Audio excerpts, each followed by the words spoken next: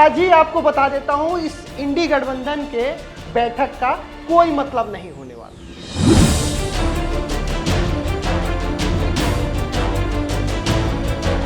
क्योंकि 2027 मार्च का परिणाम आज ही घोषित हो चुका है। चलो भवन की लिए जय 2021 में जहां अर्धशतक तक पहुंच पाई थी बीजेपी, वहां 200 रन T20 वाला धुर्रा तोड़ दिया। अब यही व्यक्ति, इसलिए मैं कह रहा हूं कि जो आज बैठक हो रही है, जो मीटिंग आज कर रहे हैं, जो बैठकें खेल रहे हैं, उसका कोई मतलब नहीं। आज दिल्ली में एक बहुत बड़ी बैठक चल रही है इंडी गठबंधन का, जिसमें राहुल गांधी हैं, अखिलेश यादव दिल्ली पहुंचे हुए हैं लखनऊ से, ममता बनर्जी हैं और तमाम विपक्ष पार्टियां एक साथ हैं। और लक्ष्य चूंकि 2026 का जो होना था, अब 2027 पे बात होगी। लक्ष्य में एक बिंदु उत्तर प्रदेश भी है, 2027 विधानसभा चुनाव भी है। लेकिन मैं आज ही आपको बता देता हूं, इस इंडी गठबंधन के बैठक का कोई मतलब नहीं होने वाला, क्योंकि 2027 मार्च का परिणाम आज ही घोषित हो चुका है। क्या रिजल्ट होंगे, कौन चुनाव जीतने वाला और कैसे जीतेगा, यह सब फार्मूला तैयार हो चुका है। नमस्ते, मेरा नाम है ब्रजेश तिवारी और आप देख रहे हैं बतकही चौक।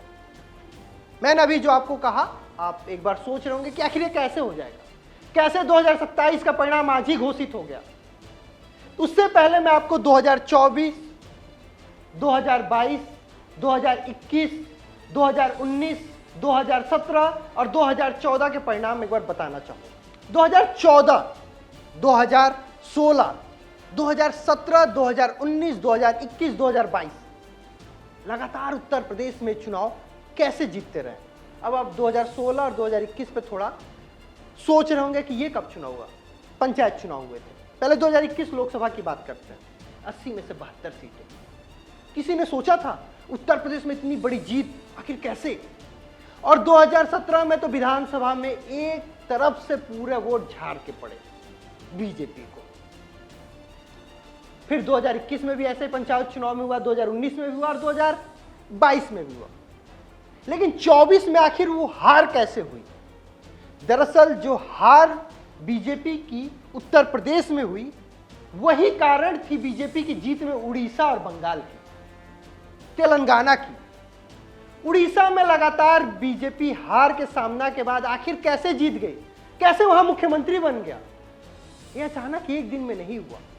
बीजेपी 2024 में जो हारी थी, वही बंगाल में, वही उड़ीसा में जीती। दरअसल 2022 विधानसभा चुनाव के बाद उत्तर प्रदेश के संगठन मंत्री सुनील बंसल को भेज दिया गया 3 राज्य का प्रभारी बना, तेलंगाना का, उड़ीसा का और बंगाल का।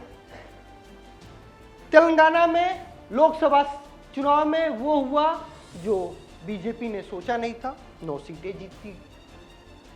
उड़ीसा में भी वही हुआ, लोकसभा के साथ विधानसभा में बीजेपी, पटनायक परिवार, बीजू भाई पटनायक और उनके परिवार के लगातार चलती आ रही विरासत को खत्म किया, किला ध्वस्त हुआ। अब बंगाल में ऐसा हो रहा था लगातार कि भाई कोई नहीं जीत होगी, नहीं जीत होगी, नहीं जीत होगी।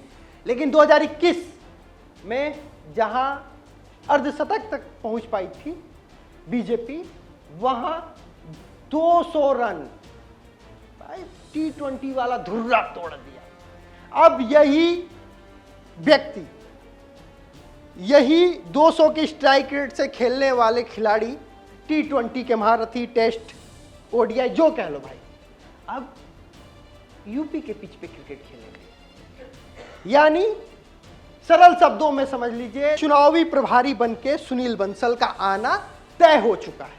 बस वो लेटर जारी होना बाकी है। बैठकों का सिलसिला जारी हो चुका है, मुलाकातों का सिलसिला जारी हो चुका है और जो उनका आईटी सेल है वो अभी से काम पे लग गए हैं।